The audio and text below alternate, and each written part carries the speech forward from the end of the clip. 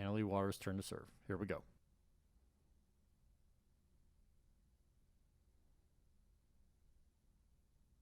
Okay, let's back that up and analyze and see where that broke down. Decent serve, good return back. Obviously, this is, I think Annalie Waters had been so used to them hitting it back to Ben Johns that she kind of got caught. Like, you don't want to be running backwards. But the one thing that Ben Johns does, and this is what I talk about sometimes, and it doesn't get covered enough at this level, at the 452 classes or any of our 450 level classes, is this walk-in by Ben Johns. Like, watch, he sees ball's not coming to him. He knows it right there. So he just makes sure, hey, my teammates got this.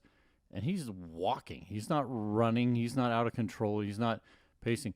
Look how he walked all the way up to the kitchen line. One, that saves you a lot of energy. And I talk to people all the time, like, you can walk pickleball. When you're doing it right, the game really slows down. Look how slow this game is being played by Ben Johns. Now, he sees that ball clear. It's going to bounce, and then he split steps. Now, is he probably a little late on that split step? Yeah, but he's also going to be a little extra aggressive. So he splits steps when the ball is about to bounce. See how it hasn't hit the ground yet? It's one thing. So he's in between split stepping here and here. So it's past the plane of the net. So that's where, for a good example for, amateur players, people who are getting used and are always late, that's why we say the plane of the net, because you got to get down. And he goes a little bit. He is down. He also walks in with his knees bent. So when he's down, that's his down. He's already down now at the ball and being ready. Okay, so obviously, let's actually analyze this. Annalie Waters hits a great third shot drop, especially being back-footed. And luckily, the ball comes cross court, and she's late on getting down herself, but she gets it back. Not a great reset, but definitely not a speed up. And then we get into this hands battle, kind of because her fifth shot isn't as good as it could be. Ben decides, okay, I'm going to speed up in front of me. And then he goes cross court. And that's probably where this point breaks down. He has one of the best backhands, but as you can see, giving his opponent that much time and hitting it right to the paddle, he doesn't even have to move much.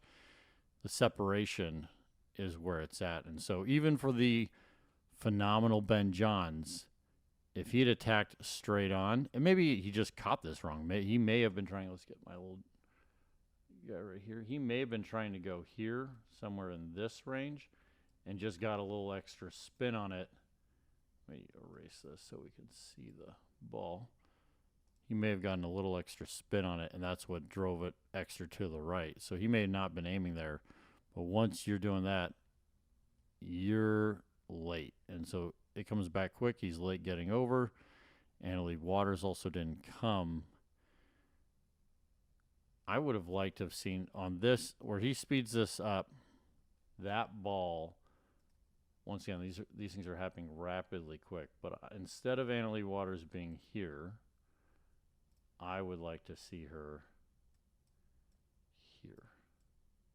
And I think that would have helped with this middle ball. Ben Johns probably would have let it just go back to her, and they would have been hugging the middle.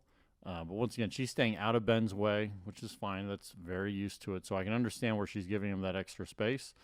But I think if you were playing with your partner who's not Ben Johns, you're going to want to be there and be tighter to the middle to help out, not expecting him to have to do so much. But the big breakdown is the attack right here. The attack cross court gives the opponent too much time. And finally, someone actually posted it in the comments, and I think it's the Pythagorean theorem, which I'll do real quick. In a triangle, 90-degree triangle, right there, this line, this top line, is always going to be the longest side. So this would be a 5, this would be a 3, this would be a 4. If this was inches, 3 inches, 4 inches, 5 inches, it'll be feet, 3 inches, 4 feet, 5 feet. And so when you're crossing cross court, like Ben Johns does here, it's the longest distance giving your opponent the extra time, and then your opponent gets to hit it back the shortest distance, which he did. He hits it directly in front of him. And so that's really why, even if he had attacked to Kawamoto's forehand, would have been better than attacking to Rettenmaier right into his body. Okay, I think we've analyzed that, learned quite a bit of a few things. I really actually think the best thing we learned on that point is watching how when the ball doesn't come to Ben Johns, he's moving forward and taking ground while the ball is on his side of the court.